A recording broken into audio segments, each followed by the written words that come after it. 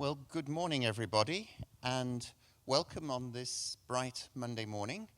And it's wonderful to see so many of you here for what is the first of what will become annual conferences organized by Mistra Urban Futures. And it will rotate around our various local interaction platforms so that they all have a chance to host and to share their experiences with the rest, not only of the Mistra Urban Futures family, but the local communities as well, because that is a central part of our work through co-production in action, which is the subtitle of today and tomorrow's conference on realizing just cities.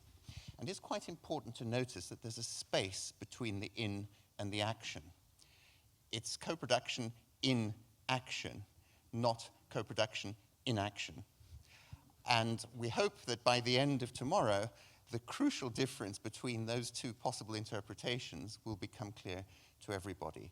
Because co-production is our, if you like, in-house methodology, although it isn't a singular process. There are different forms, and it is being done and experienced in different ways, and that's really a large part of what this conference is about, with the objective of using the methodologies towards promoting a sense of fairness or justness in cities around the world.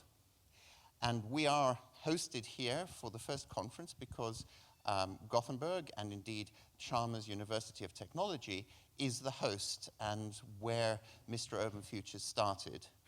And we have just started phase 2, and the idea of realizing just cities as the theme is really the focus of the second phase, which builds on the very real challenges we have faced and the different initiation and growth process experienced in each of our transdisciplinary research platforms. And part of the value added, the novelty that we're beginning in phase 2 is not just to do those challenging tasks within each platform locally, but to design comparative projects across some or all of these platforms and taking into account the very different geopolitical, sociocultural, and environmental contexts in which each of these platforms is located.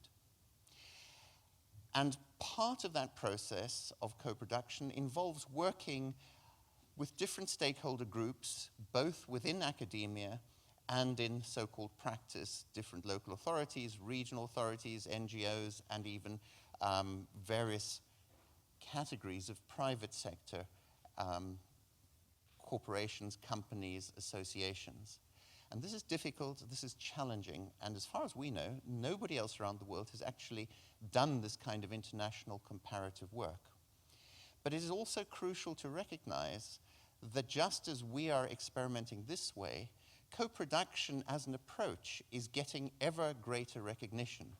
And indeed, in the final version of the New Urban Agenda, which was released just a week ago and will be formally accepted and signed by the world's political leaders at the Habitat 3 summit in Quito in 3 or 4 weeks' time, recognizes and positions co-production as one of the key methodologies precisely to realize more inclusive and livable and just cities. And it's also significant, if you were listening to the news at the weekend with the terrible bomb blasts in New York City just yesterday, that Mayor Bill de Blasio and the Mayor of London, the new Mayor of London, were to gather in the US for a conference on livable and inclusive cities. So this is very much the way in which the world is moving, and we're delighted to be part of that process and leading and innovating in different ways and indeed experimenting.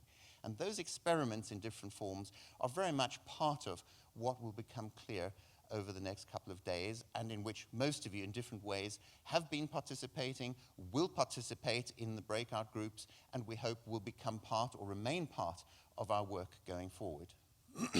And finally, before I hand over to Mikkel Kulberg, the director of the Gothenburg platform and the local hosts for this, these are our 5 current platforms in Gothenburg, in Malmö and Lund, very newly set up, Sheffield, Manchester in the UK, Kisumu in Western Kenya, and Cape Town in South Africa.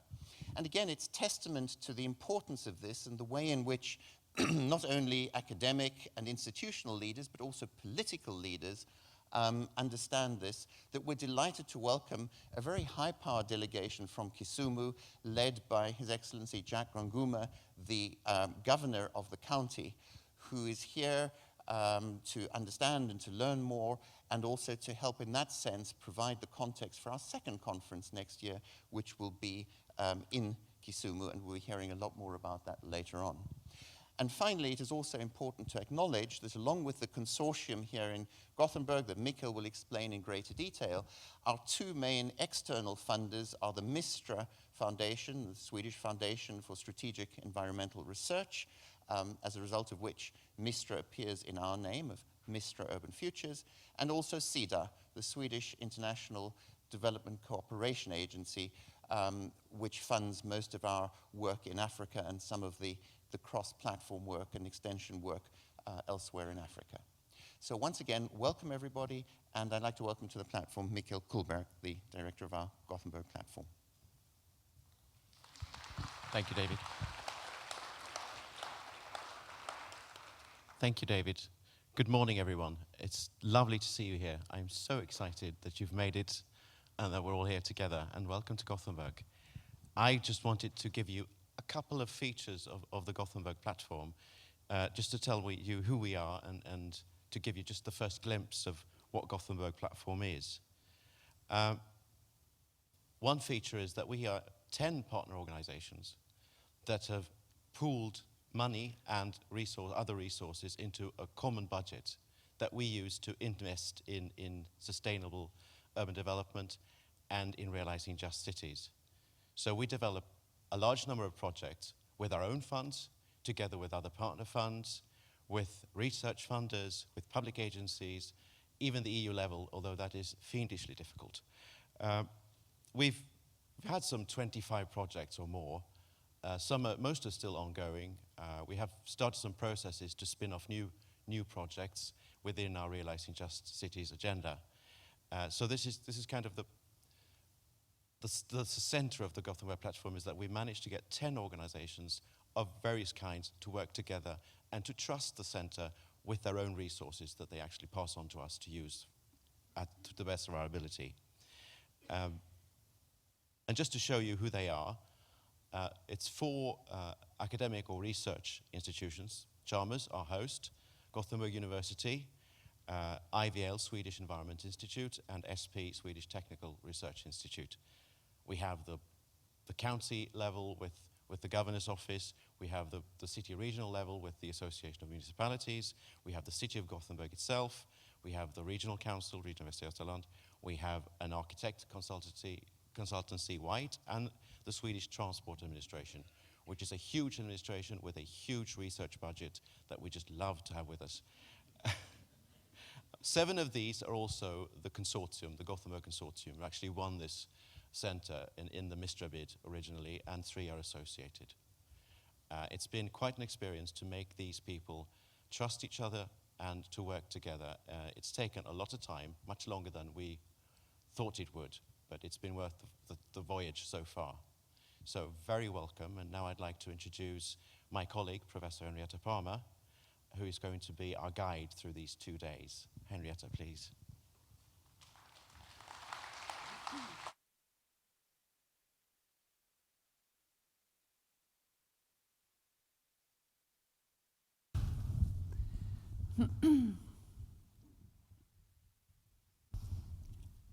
A city is not a tree.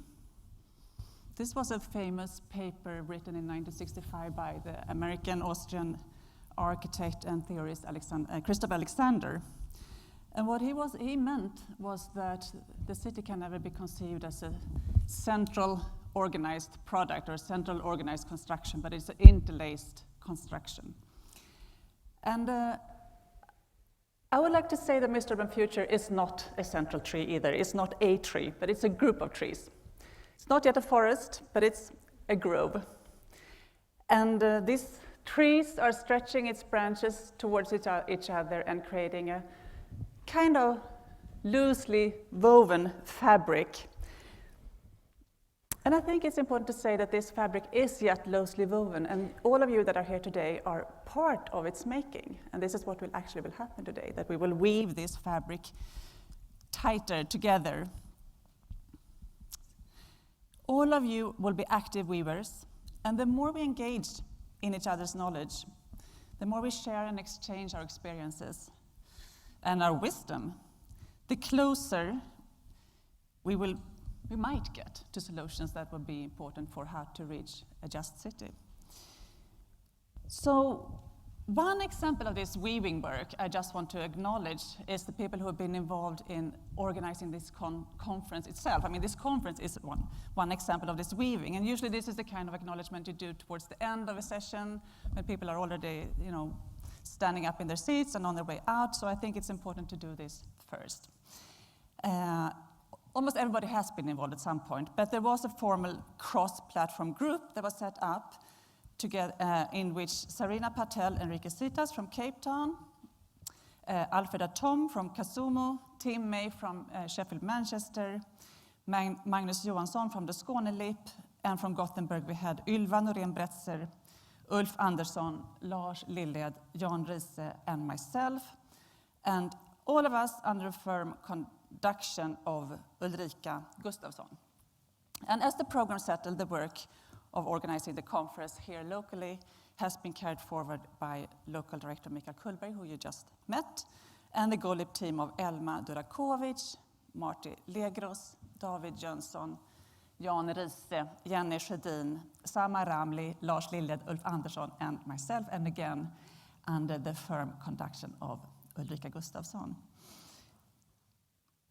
The French artist Louise Bourgeois depicted the center of life as a mother spider who weaves the world. And I would like to invite to the stage Ulrika Gustafsson as our mother spider who has been weaving this conference. And I would actually like to go and pick from this tree, so just stay there for a second. A little sign of recognition for you, so we all can see who is the spider here for these days. Thank you so much, Ulrika.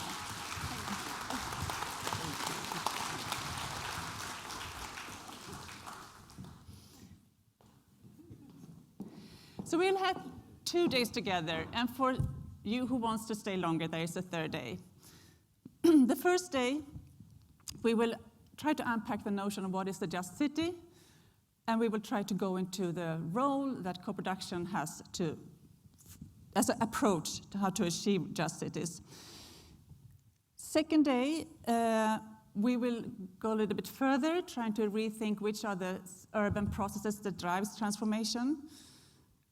And for the third day, for you, those of you who will be staying, we will, as David said, investigate the possibilities to do comparative research together. So these 2 first days are organized around 6 sessions, which will be panels, and they will all be chaired by a moderator. So I will just introduce the moderator who will introduce the sessions. So there will be many names circulating here.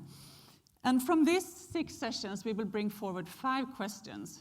3 questions the first day, and 2 questions tomorrow. And these questions, you, the audience, or you all participating here, will carry with you into 2 sessions, 2 breakout sessions, one today and one tomorrow. And this is when we actually will start to work together. So just a quick look at the program. We will start this full day with a keynote session where we have 2 keynote speakers who will kind of make this the ground for these whole 2 days on co-production towards just cities. And then we'll take a short break, and we will go back and start with the first session on how to contextualize just cities. Lunch will be served outside in the foyer. It's a standing lunch.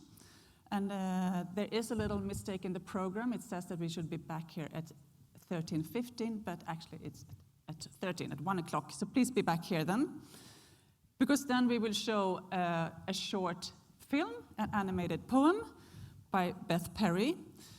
And then we will go on to our 2 following sessions, which will be on co-production. First, why does it matter? Why do we do it? Is it important?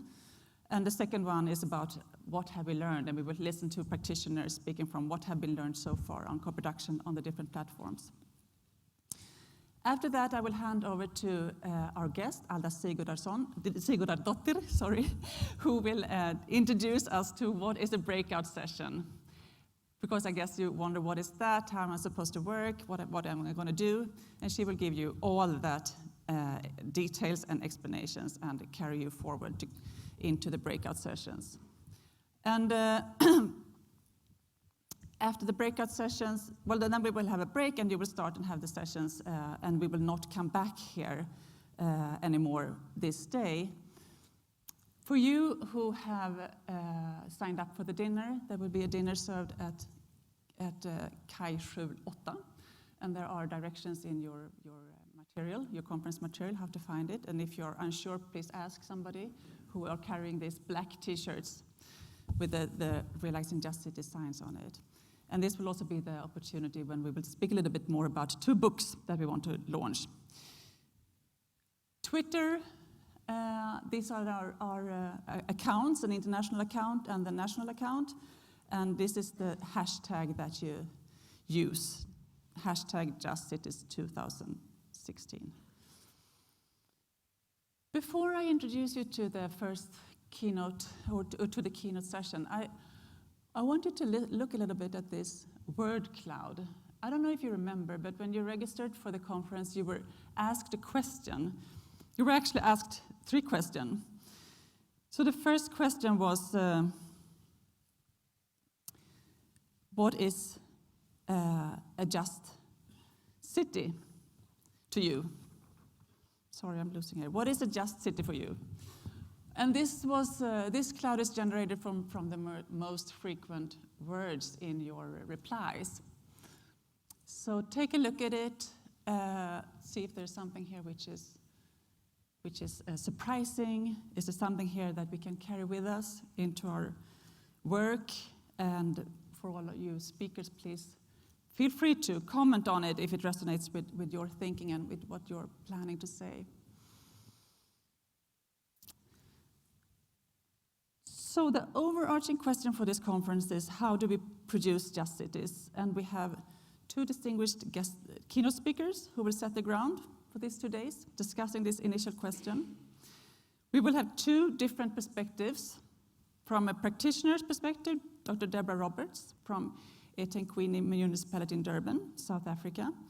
And from an academic perspective, we will have Professor John Robinson from University of Toronto, Canada. The talk will be followed by a conversation which will be moderated by Professor Tim May.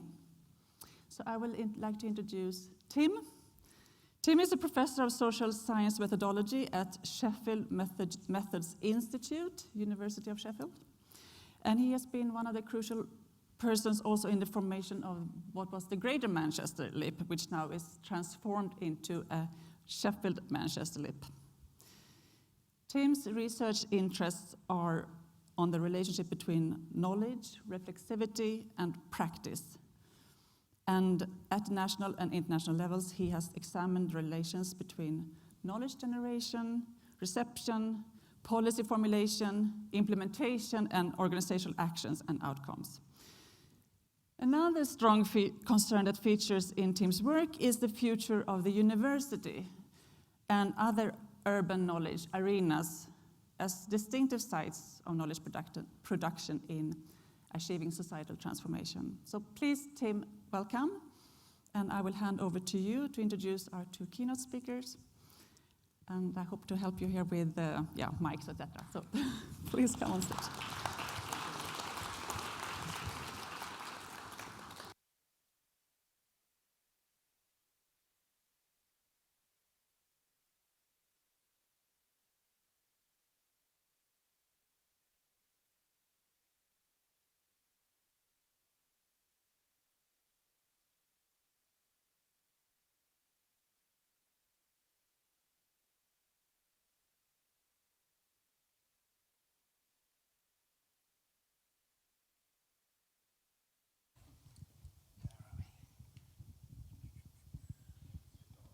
Is it on?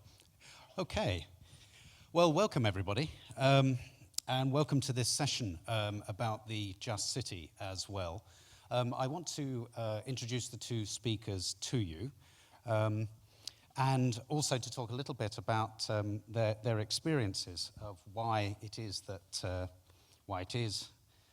they are experts to do this. Excuse the technology here, but it's the delights of all these things. Like we use PowerPoint, and we always sort of put these things up, and sometimes I'm not sure whether it always works.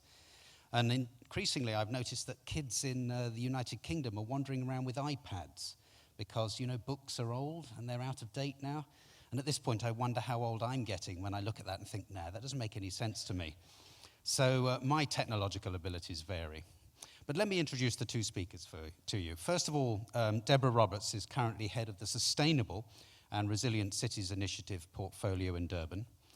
Prior to taking up this post in 2016, she established and managed the Environmental Planning and Climate Protection Department of the same municipality for 22 years. Deborah was a lead author of Chapter 8 on urban areas and a contributing author to Chapter 12 of Working Group 2 of the Intergovernmental Panel on Climate Change.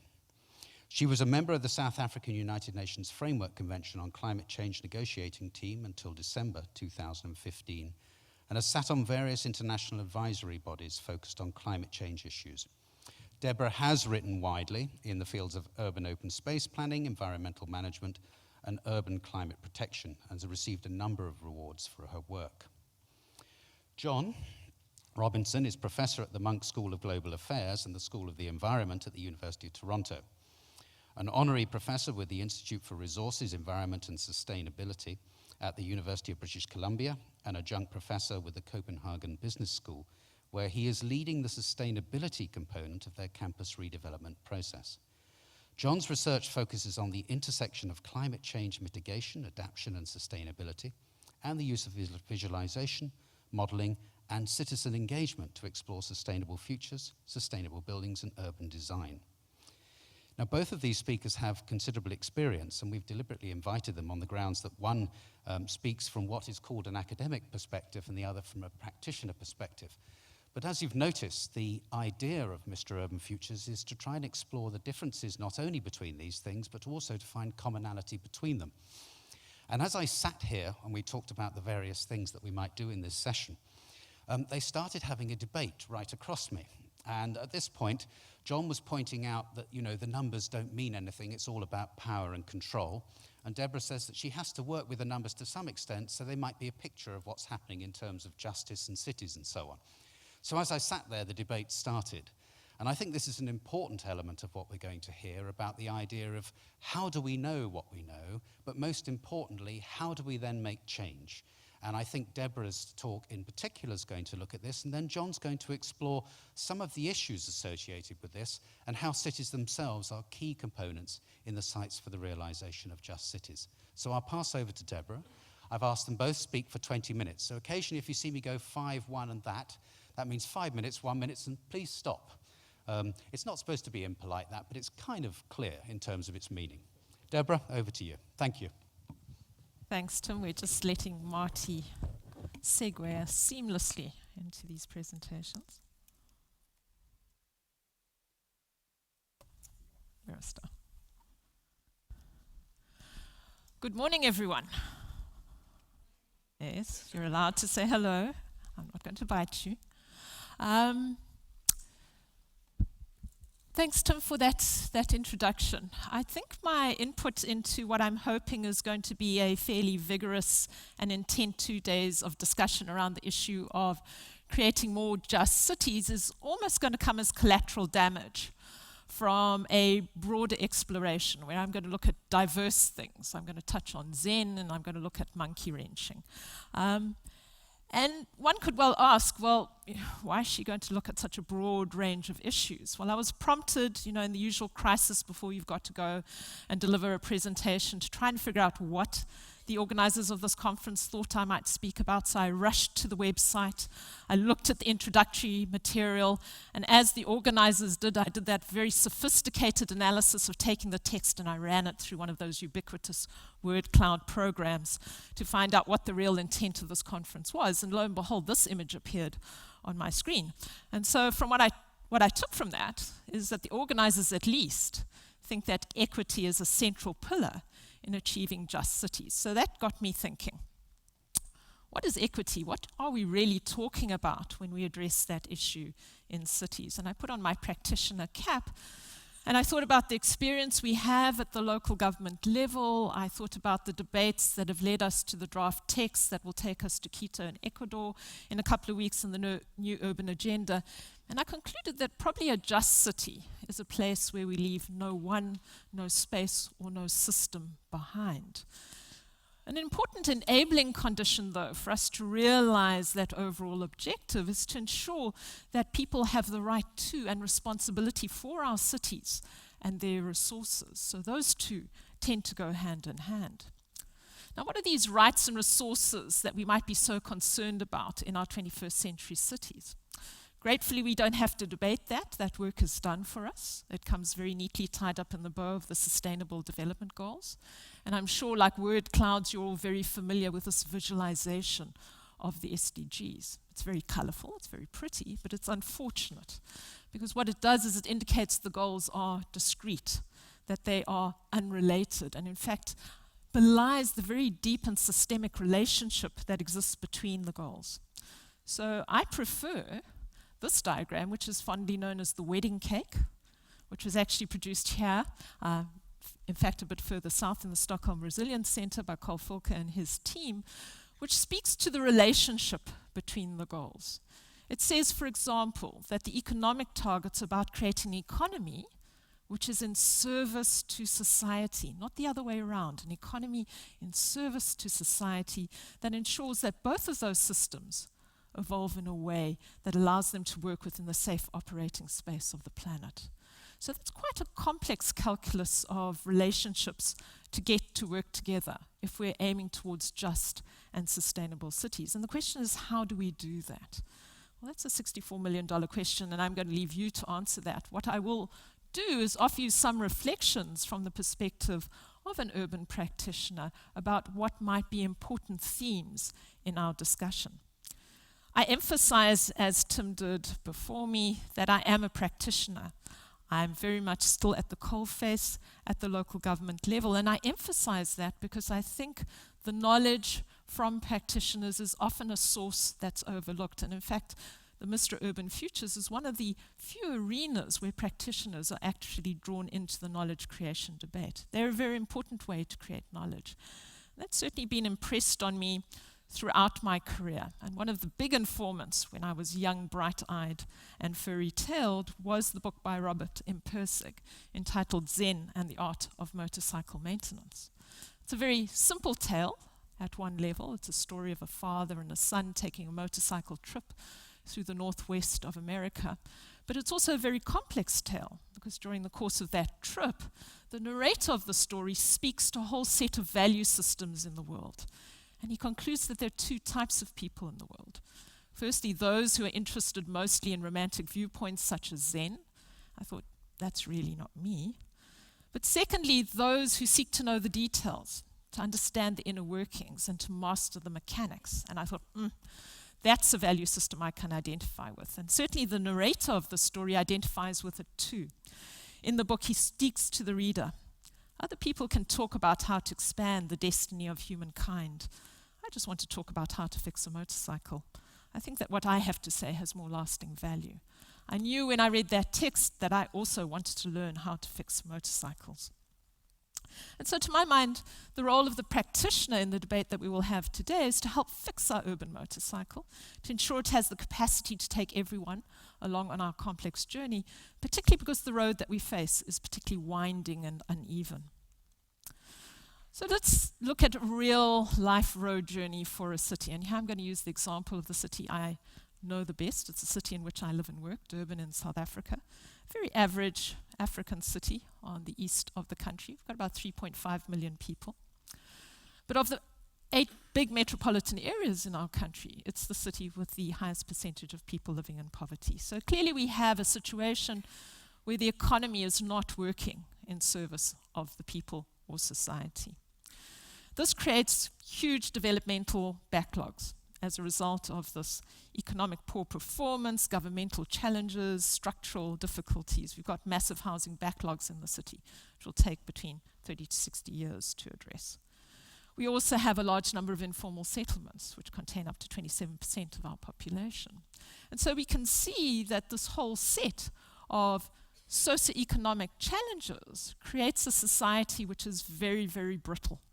And we see indicators of that through a whole host of things, probably the most troubling, the violent xenophobic attacks that occurred in our city on foreigners in 2008 and 2015.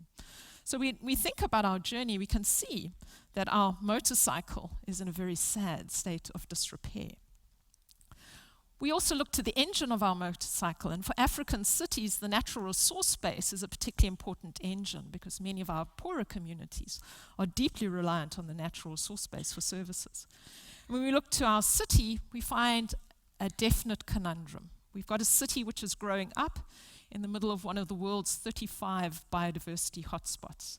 So these are the places on the face of the earth that have the highest level of biodiversity, but also the highest level of threat. And we've got a city growing up in the middle of one of them. We've designed the Durban Metropolitan Open Space System, or DMOS, to protect that biodiversity. But when we look closely at our engine, we see that 9 of our key 14 vegetation types which make up that system are at or below the conservation targets required for them. So that says that our engine probably has questions associated with its functionality over the long term and its ability to supply a sustainable source of ecosystem services, particularly to our poorer populations.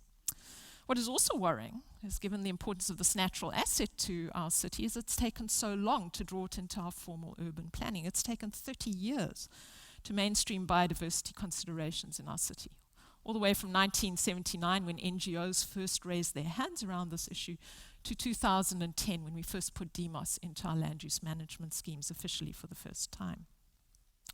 So it's quite easy for a city like Durban to trade on a deep and dark disaster and risk narrative.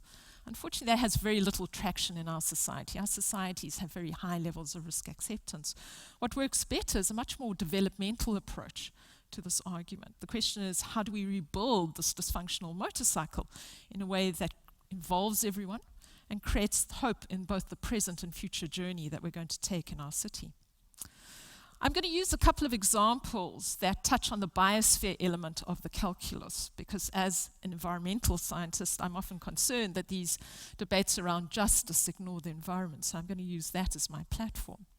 The first thing you have to do when you look at your motorcycle is figure out which bits still work and protect those. And what we're doing in Durban is putting together essentially a cadre of grassroots engineers to work on biodiversity stewardship, essentially working with landowners outside of the state-protected system to manage their important natural assets in positive, proactive partnerships and through cooperative management. And they're becoming very important boundary agents, working at key interfaces in the city between formal and traditional forms of governance. In our city, 2/3 of that natural engine of our city is in the control of traditional authorities and communities under a form of tribal leadership, which is often at odds with formal city hall forms of leadership. There are also important boundary agents between public and private interests. Very often, private interests see protecting natural assets for the public good as undermining their bottom line, as getting in the way of development. And so these new band of grassroots engineers have become important in helping us break down the traditional concentration of power in the city, to share knowledge more widely and to help share resources more equitably. And we're beginning to see some early signs of success. We're beginning to see a building of trust. 3 of our 18 traditional communities have come forward with letters of commitment around their biodiversity assets. So we have those from Gothenburg, Gothenburg, and Amapapete. And these are important steps towards building more legally binding agreements with these communities. We've also seen the creation of 2 very vibrant public-private biodiversity stewardship partnerships, where private landowners see tangible benefits coming out the management of their natural assets, improved quality of those assets, improved security in areas that were previously dangerous. So we've got some parts of our motorcycle that work, we're protecting them, but you've got to maintain it if you want them to be functional. So we've got to invest heavily in management. And that's the same kind of thing with your natural asset. Here we have two very big landscape management projects working on fire and working for ecosystems. And essentially what we do here is use an expanded public works model to draw previously unemployed people into the programs, train them in the clearing of alien invasive plants and fire management in our important ecosystems. This gives them a skills base, gives them job opportunities, creates sustainable livelihoods, allows them to create their own co-ops and businesses where they can sell these skills to other partners in the city. It provides us with a real opportunity to develop a new inclusive green economy. It allows people that were previously on the outside of the formal economy a foot in the door, and allows us to better balance these complex ecological, economic, and social mandates in the city. Here's a scorecard, just an example of the Working for Ecosystems project across a range of years, showing you the kind of areas that are cleared, the training that's available, the kind of employment that's made available, particularly to youth and female employment, which are our most vulnerable sectors in our city. So we've got some parts of our motorcycle that are okay, we're maintaining those. Some parts are just broken and need to be restored. Our biggest intervention here in terms of our natural asset base is our community reforestation program, where we're building a major new forest of 700 hectares around a regional landfill site to offset the carbon footprint that Seb Blatter left us with after the Football World Cup in our city in 2010.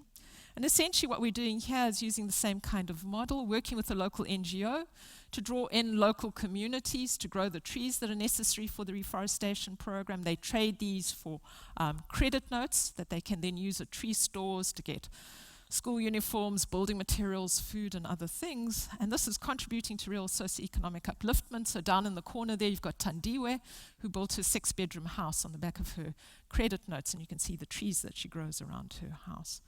But over and above these socioeconomic advantages, there are other co-benefits, such as improving the adaptive capacity of the city, allowing us to find some kind of midway zone between the very heavily impacted urban catchments and those that are more natural, delivering ecosystem services that are vital to our adaptation to climate change, such as reducing heat, reducing peaks on flood flows, providing clean water.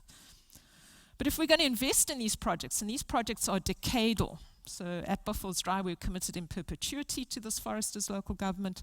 We want to ensure that the benefits are in fact appropriate over a longitudinal data set, both to the communities and to the environment.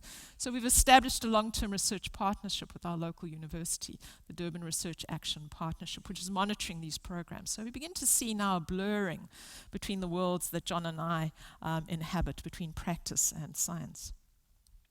But the important thing is that these projects are exciting and they are beacons in the darkness about how we might rethink cities, but they're just not enough to drive the kind of transformative change that we need to create inclusive and equitable urban societies living within the Earth's safe operating systems.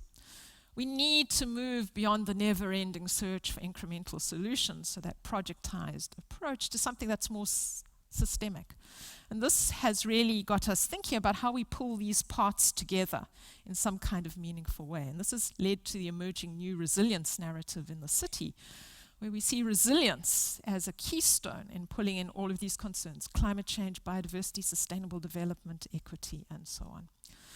In many ways, this takes me to another book that was formative in my early years, Edward Abbey's The Monkey Wrench Gang, where he speaks about a band of troubadours wandering across the landscapes, protecting environment in the American Southwest desert.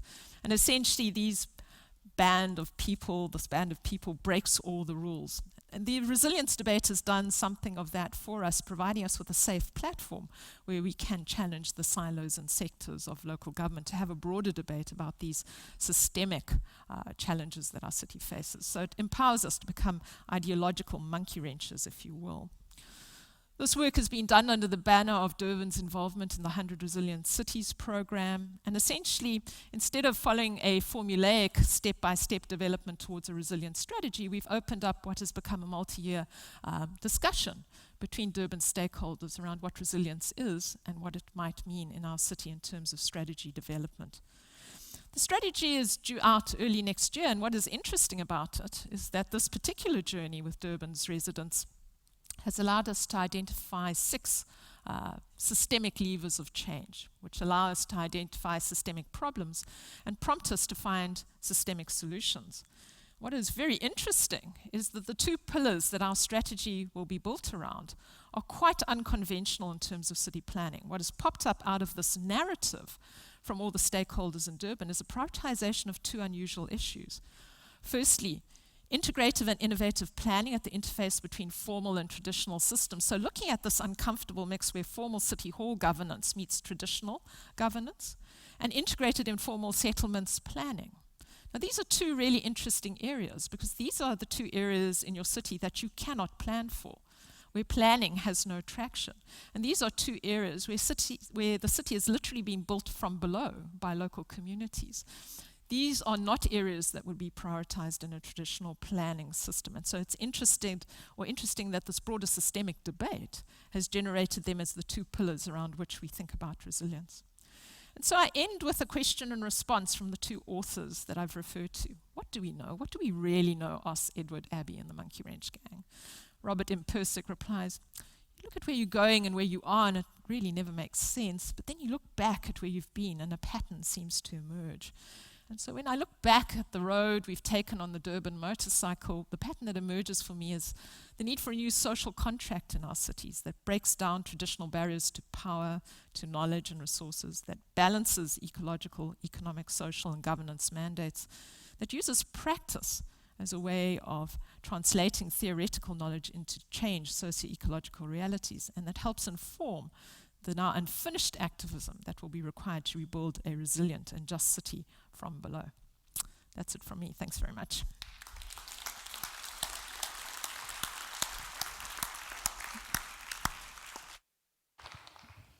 Okay, John, over to you. Thanks, Tim. Is this on? Excellent.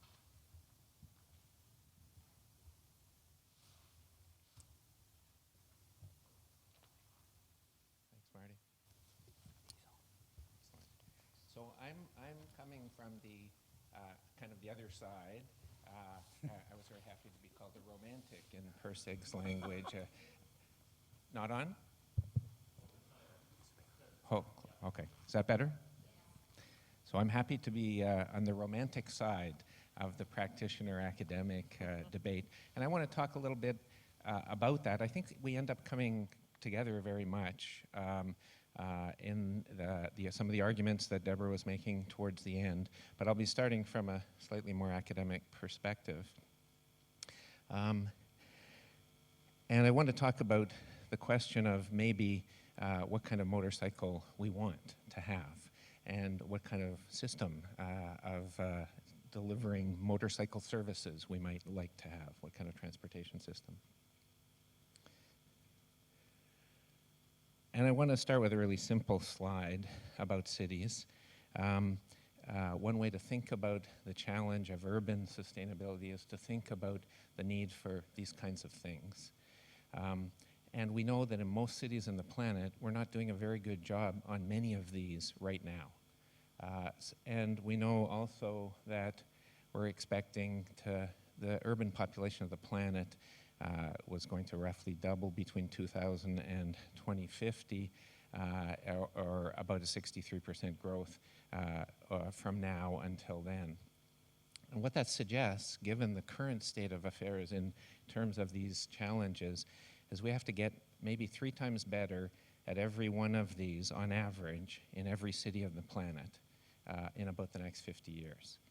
So that's kind of the challenge of urban sustainability. So that we have to address. How do we do this? It seems rather daunting, to be a rather daunting challenge.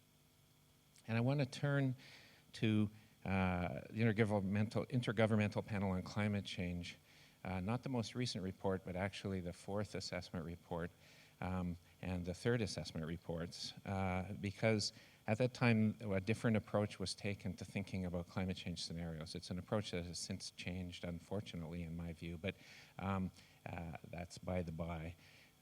These are the climate carbon dioxide emission scenarios, GHG emission scenarios, from the special report on emission scenarios in the year 2000, so 16 years ago. These were the kind of projections that were put forward as to what's going to happen to carbon emissions. And the important thing to note here is you've got very different perspectives.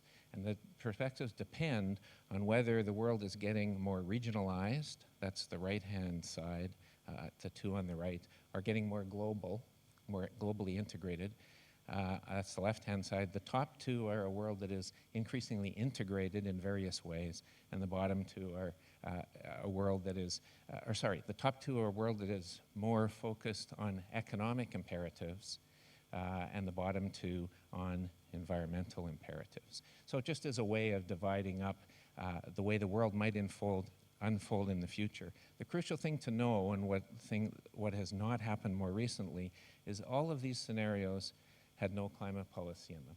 So these were what is going to happen to carbon emissions without any climate policy. And as you can see from those charts, very different answers result depending on what assumptions you make about what the priorities are, what the value system is, and on the sort of organization of society. In the third assessment report, in the chapter I was involved in, we took those 6 scenarios. It's now 6 because if you remember, one of the 4 in the previous slide had 3 variants. So that's the top 3 across. That's the gray. The gray are the carbon emissions without climate scenarios, and the sort of relatively pink ones are, what if we add climate policy to the mix? What can we do? And I just want to make a really simple point about this. It's not really rocket science, although there's all kinds of debates about the models and the value of the models.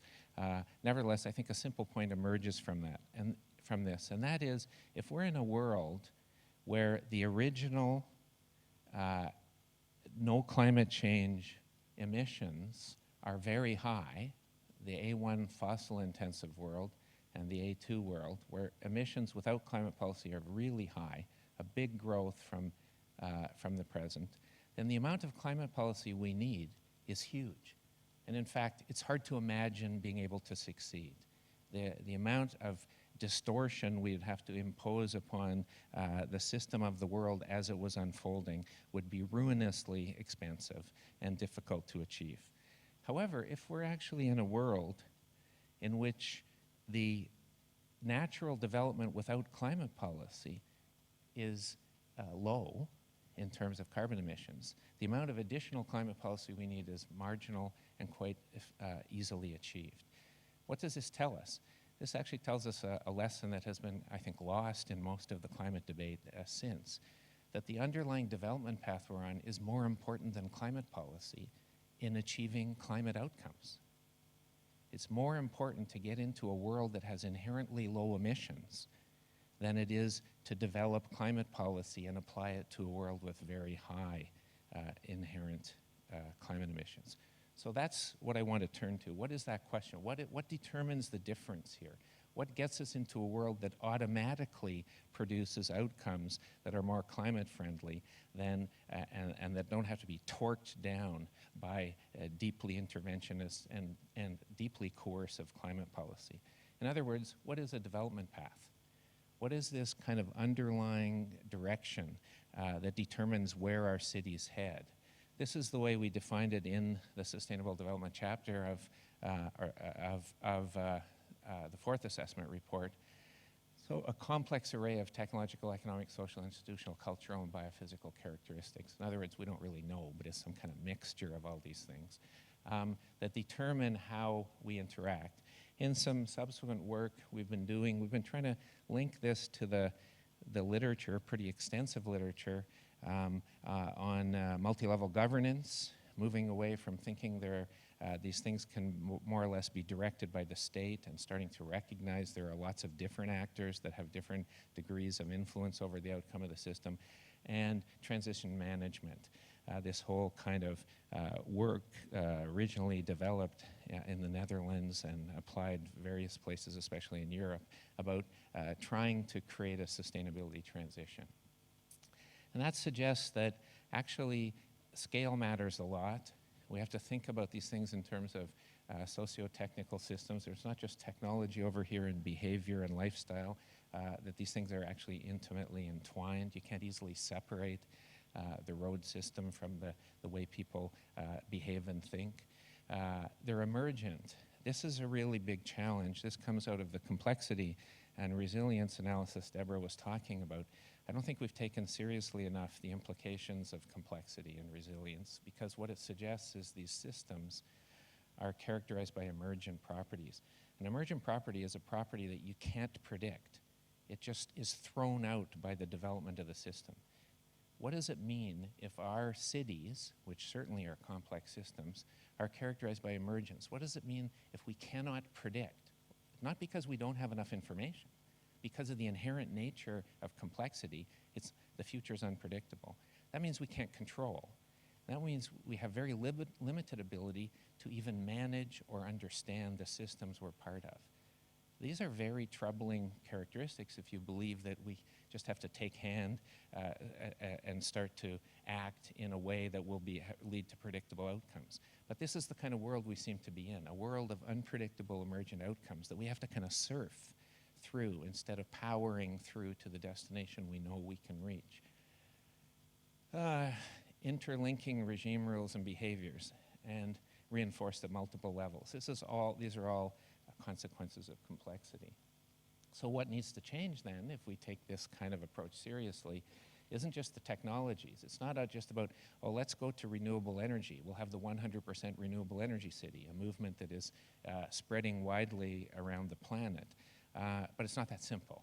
You can't just take an existing energy system and unplug the hard technologies, the non-renewables, the fossil-based technologies, and plug in the renewables. It's way more complex than that because they depend on whole systems of rules of governance, regulation, management, and use, and so on. So we have to look at constellations of governance, values, and actors.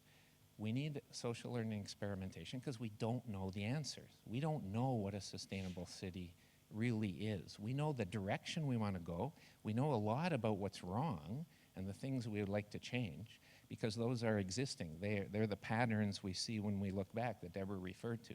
But as to what we are going to achieve, what we even want to achieve, this is a question of trying out lots of different things and seeing what works and what doesn't.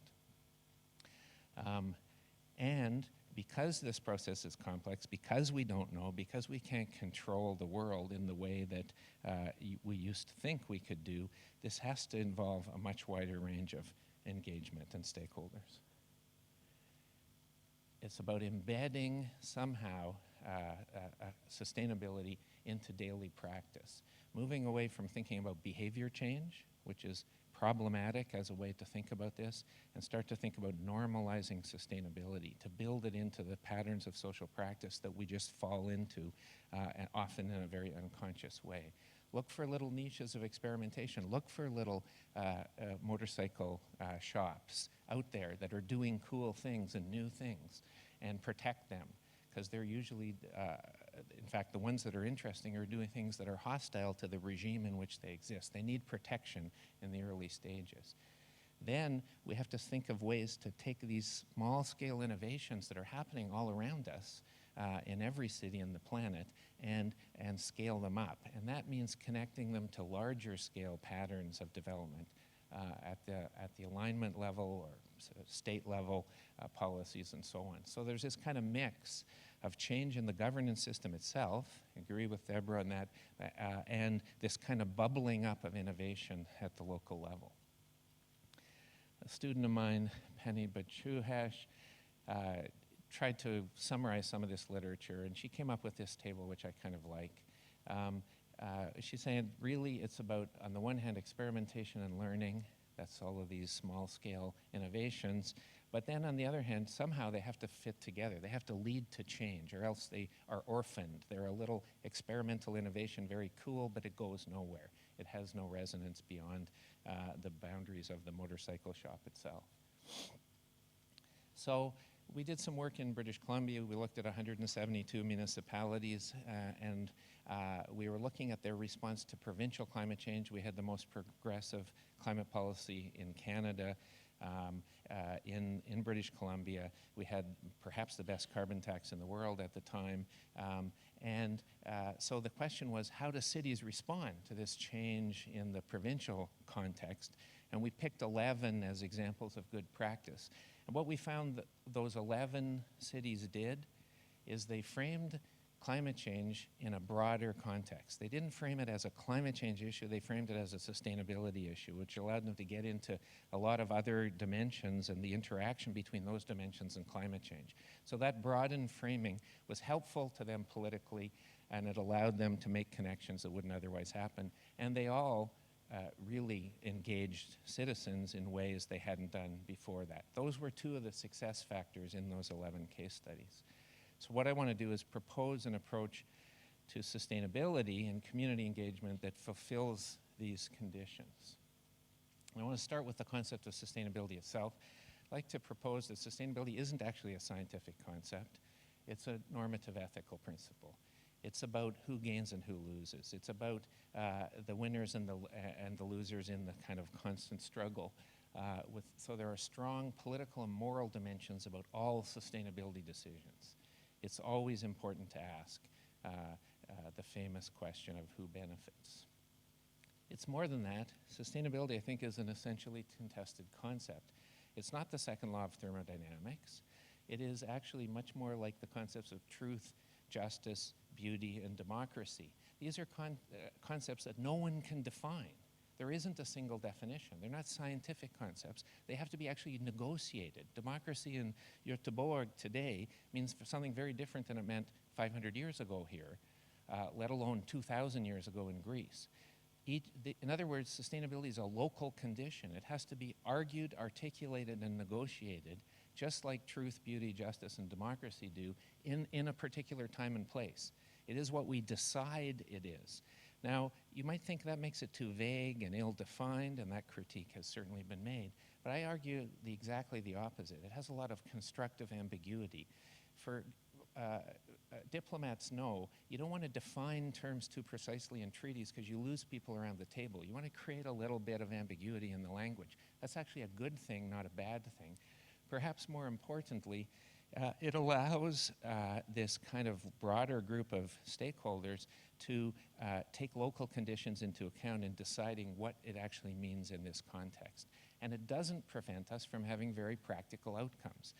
No one in this room can provide a definition of justice that everybody else in the room will agree with, and yet we have law courts, we have police, we have jails, we have judges, we have a whole apparatus around called the justice system. So the ambiguity doesn't prevent very practical action on the ground. It's therefore a world-making process. We're actually talking about what kind of world we want to live in. What kind of city do you want to grow up in? That's the question we're asking when we ask this urban sustainability question. So that suggests that it must be constructed through this kind of social process where we combine expert information with the values, preferences, and beliefs of affected communities, leading to, of course, the concept of co-production. That leads to a way of thinking about sustainability as itself an emergent property. It isn't something known in advance. We know things we don't like. We know certain directions we'd like to go, but we don't know exactly how that plays out. It has to emerge from a discussion about what kind of world we want to live in that's informed indeed by the science. Has to be. We need our best understanding of how systems work, but it's ultimately about choices, very political choices we have to make. So that means it's inherently participatory.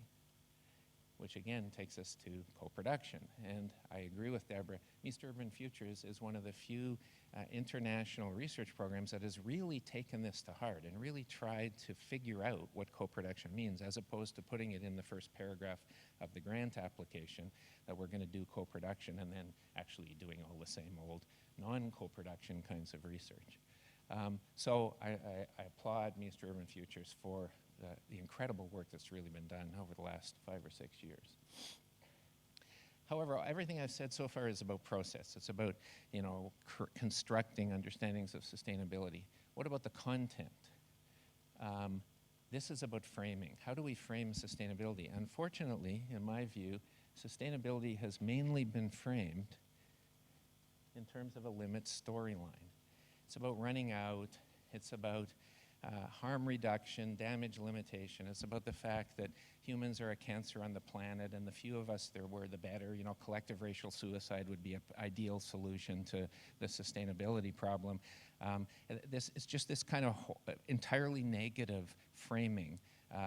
Planetary boundaries, you can see the famous diagram up here, feeds into this kind of narrative, I think. It's become the dominant cultural narrative of sustainability. I think there's 4 problems with this.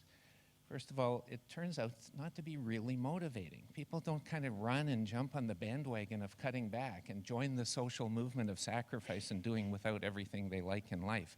It just hasn't been an argument that has truly engaged people in the kind of way we need to engage people if we're actually going to create sustainability. Moreover, it doesn't go far enough anyway. Simply reducing harm isn't good enough. There's a bunch of restoration needed. We have to make things a lot better than they are at present, not just stop creating harms and damage. Another problem, despite the term sustainability being actually coined in order to extend the environmental argument to the social and economic realms, if you talk to the average citizen in the street, certainly where I come from, the mythical average citizen, and say, what is sustainability? They say something environmental. It has become environmental. How do we broaden that? It's also too scientific, which I won't go into, but it's a whole interesting issue. So could we instead have forms of sustainability that go from less bad to more good, reducing damage to creating benefits, from sacrifice to contribution, and that simultaneously increase human and environmental well-being, activity that makes things better? Could we do that? There will be lots of harm reduction we have to do, for sure. But let's first look for ways we can actually make things better. Okay, so I think this reframing is a useful way to start talking about urban sustainability and indeed start to bring justice to the center of the discussion. And there's various ways to do this with programs of exactly the kind Deborah was talking about. It does need to be connected to the policy framework, and this is a bigger challenge. Most more senior policy frameworks are not super progressive in this kind of way, but it gives us something to aim at. I want to end with just a comment about universities. I think the social contract of universities is changing. It used to be enough to teach students and do research, and we got money. That was the social contract. Now society is saying you got to do more. You actually have to engage with the challenges of society in a kind of deep way. We can do that really well because we actually have campuses that are little urban neighborhoods, which we more or less control. In Canada, we actually own the capital stock and the land. And we do teaching and research. We have a public mandate, so we can be long-sighted about returns. So we can actually treat our whole campus as a sandbox and start to figure out how to integrate operational academic sustainability, turn the whole thing into a system of learning and experimentation for sustainability. We started doing this by building a living lab at the University of British Columbia. We turned that into a campus-wide living lab project. I'm working in Copenhagen Business School about their new campus development. How could that be a living lab of sustainability? And now I'm at the University of Toronto, where we're trying to do some of the same kinds of things. Arguably, Chalmers has already taken a lot of steps in this direction. My argument is we should have 10,000 universities all seeing themselves around the world as living labs of sustainability at different scales: urban, rural universities, liberal arts, engineering universities. And that in that way, the university system itself can can themselves be little motorcycle shops of innovation and change for urban sustainability. Thanks very much.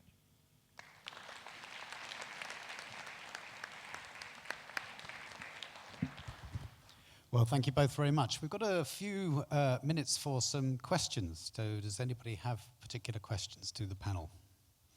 And do we have somebody who's going to run around with a microphone, or shall I? Shall I do both? Who would like to ask a question first? Looks like chair's prerogative has to be invoked at this point to get the discussion going, which is fair enough. I wanted to ask you both something about this issue of what you were saying about the how-to and the inclusion of people. What strikes me both in your presentations is this issue of power. We haven't experienced inequality like we do at the moment, and there can be little doubt that there are a very select few. We talk about the 1%, but we can quite legitimately talk about the 0.1%. For whose interests and so on are constituted in such a way that the cities are sites for exploitation, extraction, and everything else. And this seems to be an issue which I think touches on what you were saying, John, about the politics of this and the importance of this, because in a sense what you're both proposing is actually a fundamental challenge to the existing status quo that we see around. Deborah. That sounded more like a comment than a question. Kind of. Chair's prerogative. I think power is one of those 5-letter words that we don't use comfortably in the debate. Somehow it's become a dirty word in the discussion. No one wants to refer to it. But I mean, that's why cities were created. They were created as nodes of power in trade, in conveying knowledge. And so I think that is very much a dynamic. The question is, how do you begin to balance the scale a bit?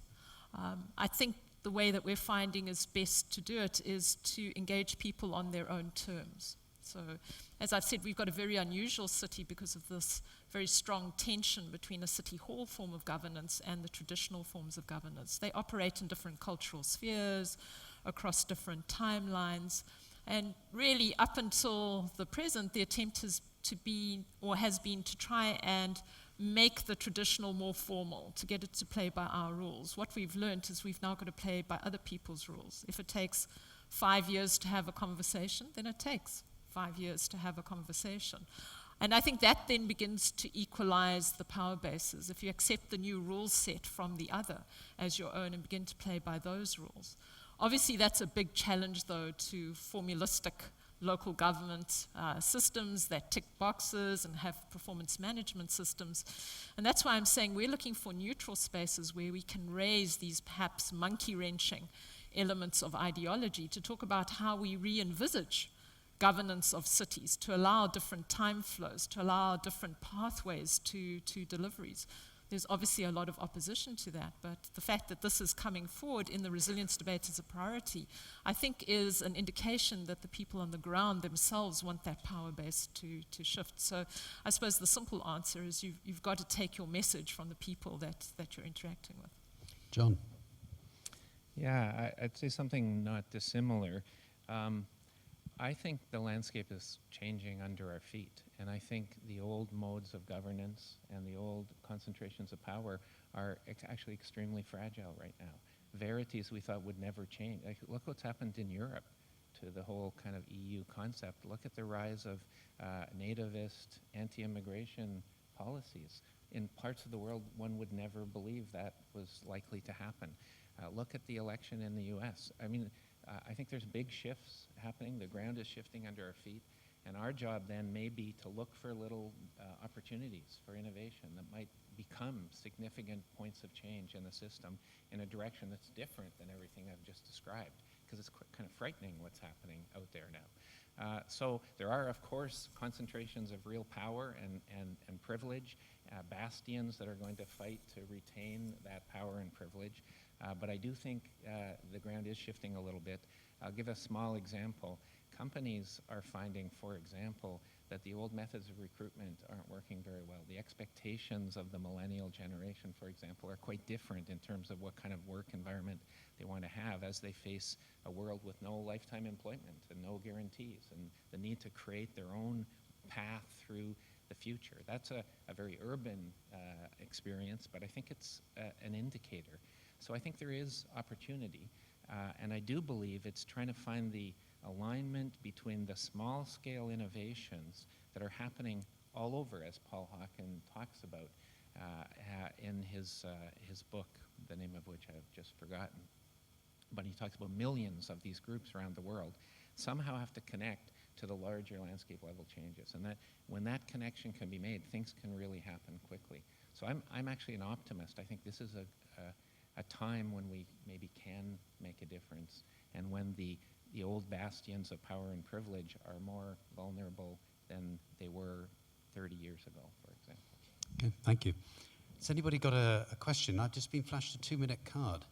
I thought I was doing the 2 minutes cards, but anyway, would you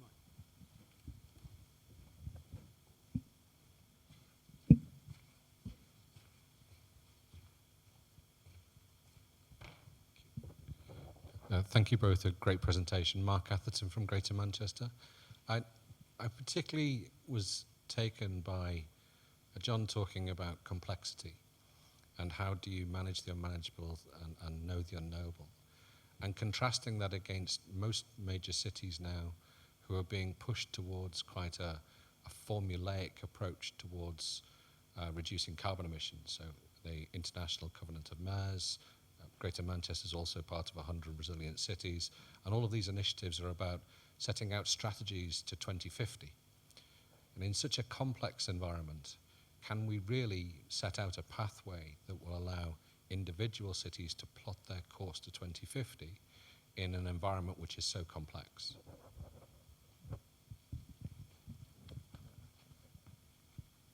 I don't know that I heard everything you asked, but it was about whether cities in an increasingly integrated and globalizing world are able to chart their own path individually.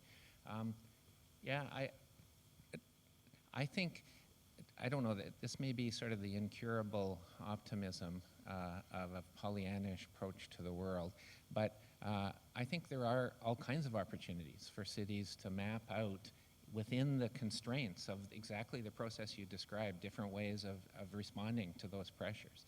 I don't think there's a blueprint here that everybody's just going to have to fit into and follow. Although I do agree that it often seems that way. It often looks as if that's the case. But if you take, for example, a city that I'm a little familiar with, Vancouver or Toronto, I can't speak so much, say for Sheffield, Manchester, I think if we look at the processes that the city is going through just to address climate change issues, for example, are leading to very unanticipated outcomes in a whole bunch of arenas that weren't originally, thought of as part of even the game. And I do think that leads to interesting alliances. So there's an organization called the Urban Sustainability Directors Network, and there's C40, and there's the Carbon Neutral Cities Alliance, and so on. If you look at those organizations and the discussions that are happening among the cities, I think they're taking themselves out of just the climate change box, or even the sustainability box, perhaps, into a wider discussion about the future of the city. And I do think there are degrees of freedom there. I agree there are constraints. There are things that, are shaped by the kind of city you are, and the resource endowment and how you fit into global trade patterns. But I don't see those as incredibly restrictive, if I understood your Deborah, question. would you agree? Yeah. You've got degrees of freedom. No, you don't, and I would agree. I think there's an increasing global stranglehold on cities, and the push to be competitive, to be the best at, really compromises innovation at a very profound level. And so I would say that the solution at the city level really depends on the people. My worry is that we're entering an era of complacency, a sense that we've ticked all the boxes. You've got the SDGs, you've got Paris, we're soon going to have Quito. Everything's done, and all we have to do is now jump through the 10 steps of the inimitable guidebook that someone will give you as a local government official, and the world is saved. And I would say that the task really then lies in the hand of groups like Mistra Urban Futures to train up-and-coming people who have a level of activism in their DNA, who are constantly challenging, throwing out the guidebook, questioning, because ultimately it's going to boil down to people. I think that's the central message that John and I have. As cities are built around people, it's what people do impact on cities, and we've got to train a new breed of urbanite that questions and is not scared of, you know, those formulaic guidebooks and the heavy political pressure that comes from them, and goes into the process of urbanism with a high level of activism still. And the way we train our young upcoming urbanists, I think, is really key. We've got to train activists, not city planners. Yes, I would endorse that. We actually have to stop now for a break, but I think probably one of the things to take from both of these talks is an interesting one, whereby if there are no certainties, that leads to ambivalence, and where people experience ambivalence, that makes them feel uncomfortable. But perhaps the reality is that we do have to experience that. We have to stop looking towards experts, stop holding people accountable towards ticking boxes and so on, and start to do something quite different and imaginative. And I think that's where the Zen part comes in, into the imagination, the notion of romance, but not forgetting values. This is all about values, and expertise sometimes tries to eradicate those, and people in universities are as guilty as that as anyone else. So I would like very much to thank both of our speakers. Thank you.